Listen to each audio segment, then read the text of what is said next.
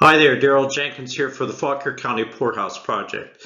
In this short video, we're going to explain what we're doing, why it's important, and some of the things that we're looking forward to doing in the future. Not too many people realize this, but the Poorhouse was the social welfare program of the United States from before the Revolutionary War until the 1930s. That's a very long time.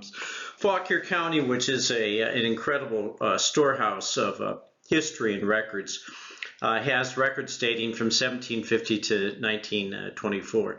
When you think about it, that's quite incredible. So it gives us a great deal of material to draw on in doing this. The poorhouse system that we had in the United States was based on the English one, which was founded on the worthy poor versus the unworthy poor. Before the Revolutionary War, the Anglican Church administered the affairs of the poorhouse, and this lasted up until about 1780. The poorhouse was financed through tithes, and we'll talk about that here a little bit more. Now, in some cities such as Boston, they built fairly large poorhouses that really housed hundreds of people, and these things were no better than prisons, and you can't even imagine the filth and everything else that existed in a poorhouse like that. In rural areas like Fauquier County, we had poor farms. These were by no means luxurious, but they were certainly better than what they had in the city. Before the Revolutionary War, when the Anglican Church was administering the affairs of the poorhouse, about every quarter or so they would post notices, and the poor would come into a meeting and they would petition the church wardens for relief. Now, there were two types of relief which they were given. One was called indoor, and the other one was called outdoor relief. Indoor relief, they were taken to a place and taken care of. Outdoor relief was a little bit, you might need some help with something, you might be short on money, you might be short on food, and the church wardens would help you with something like that.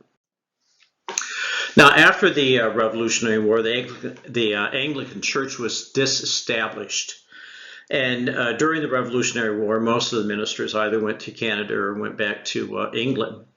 And so the Anglican church land was sold off to begin a new system. And the land around the Anglican churches that was referred to as the glebe. After the Revolutionary War, the states took over and delegated the responsibilities to the counties.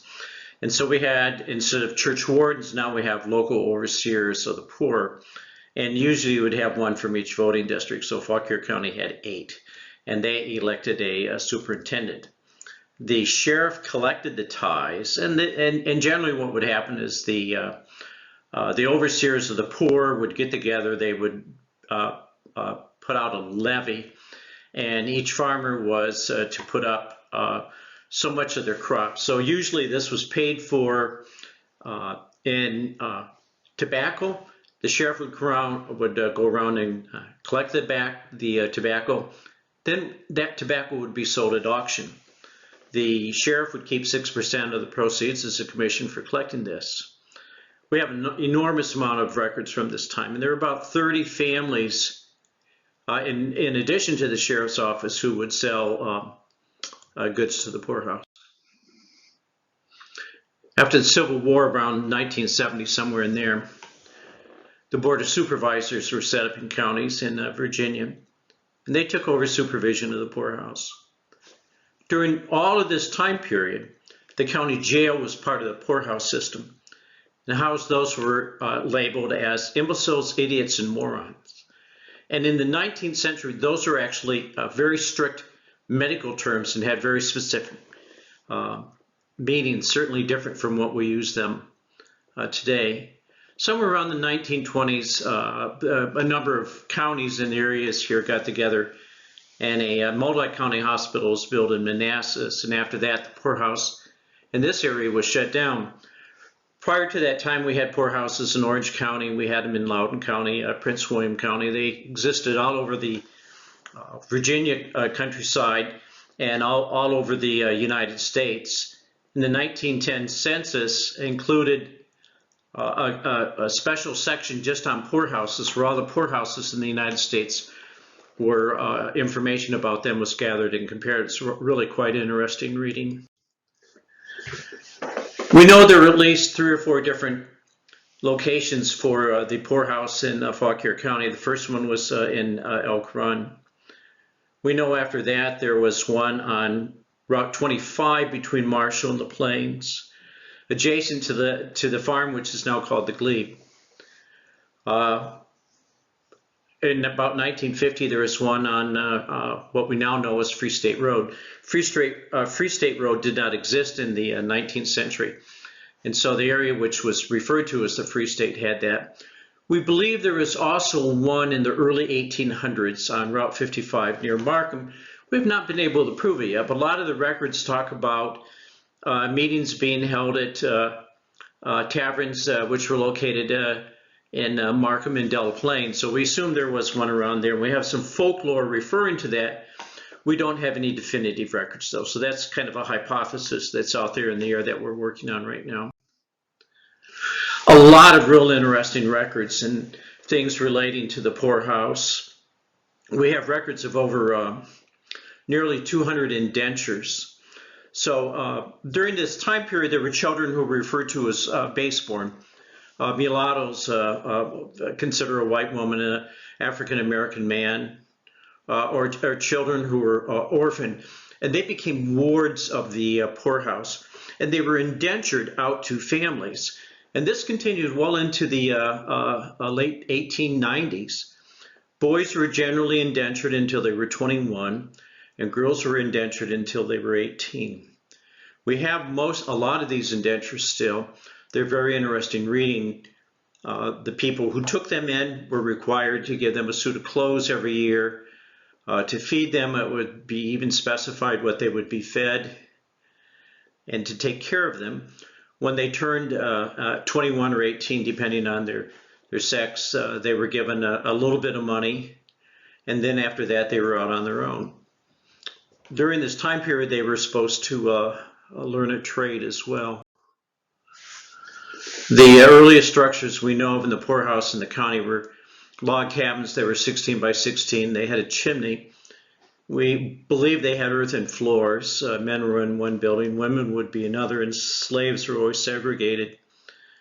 We have some real interesting stories of free African Americans who went to the poorhouse, and because they had no way of making a living on their own, they were sold at auction, and these proceeds were used to start the Fauquier Literary Society.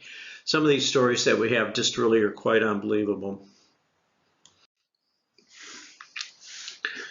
In the early 1900s, 2 wooden buildings were built on the Free State property. One still stands, and there's a cemetery with over 200 unmarked graves.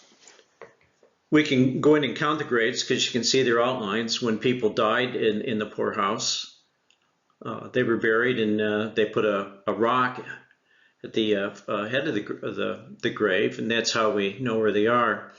So people have gone in and cleaned up the cemetery and put little flags on them so we can go in and count how many there are. My wife's been engaged in a very interesting project where she's been looking at death certificates, trying to find out the names of the people who are buried there.